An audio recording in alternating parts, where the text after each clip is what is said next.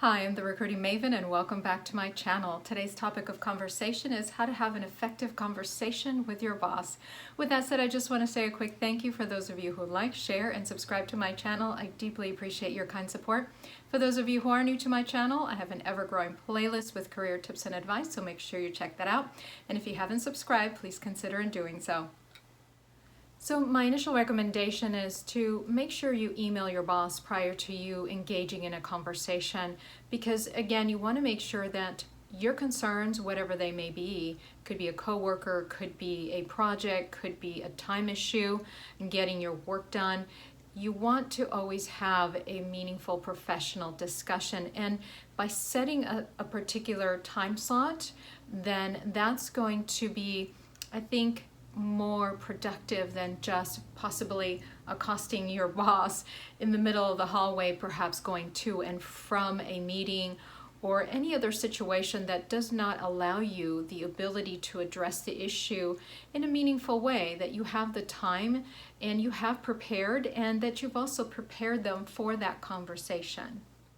So I just want to also caution you with regards to that email. It has to be professional. Don't get overly emotional.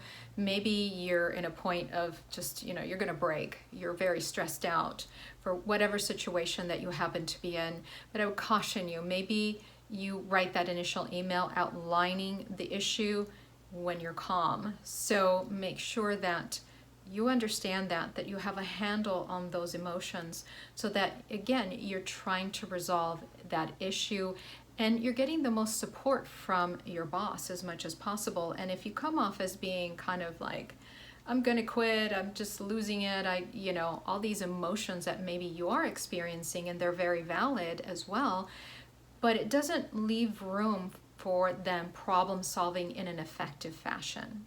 So next, go into just a very brief sentence about what is the issue. And then I would follow up right underneath that with 3 bullet points. And I say 3 bullet points because you could get into the weeds here as well. And you don't want to do that. You want to make sure that you're using your time effectively with your boss. And so if maybe you're having a time issue, completing a deadline on a project or whatever it is that is causing the issue. So perhaps the first bullet is, state the task and the amount of time you have allotted to complete the task, and then go to the second and third. And therefore it's going to refer back to the issue that you're going to be discussing and how that's going to flow, or how that workflow is actually being interrupted. Now, this is just, of course, a very simple example. You're going to have to customize it because there's so many things that happen in the workplace, right?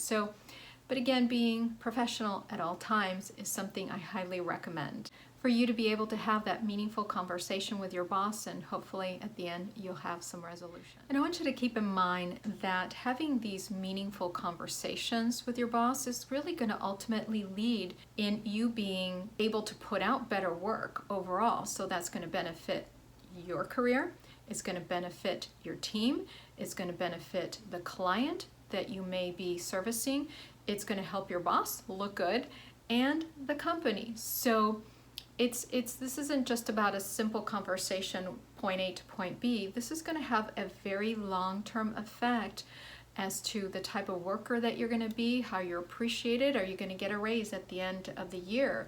Some of those things come into play. So keep that in mind when you're writing this email. And again, it's about keeping it short and sweet and to the point.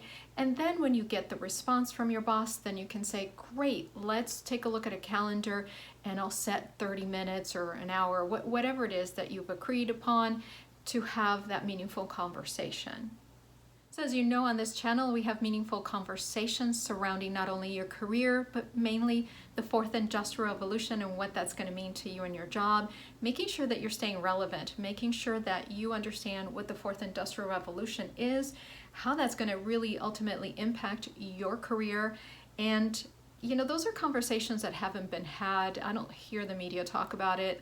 On occasion, I see an article, but it really doesn't address the overarching issues with AI and its implementation and being phased out. A lot of people will be phased out of their jobs because of AI.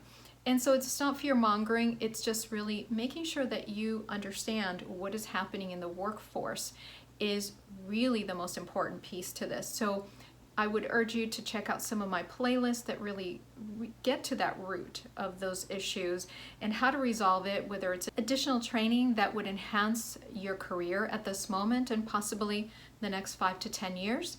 So make sure you're checking that out. So I hope you found today's video helpful, as it is meant to do so. With that said, I just want to say a quick thank you again for liking, sharing, and subscribing to my channel, and I will see you in my next video. Take care and have a lovely rest of your day.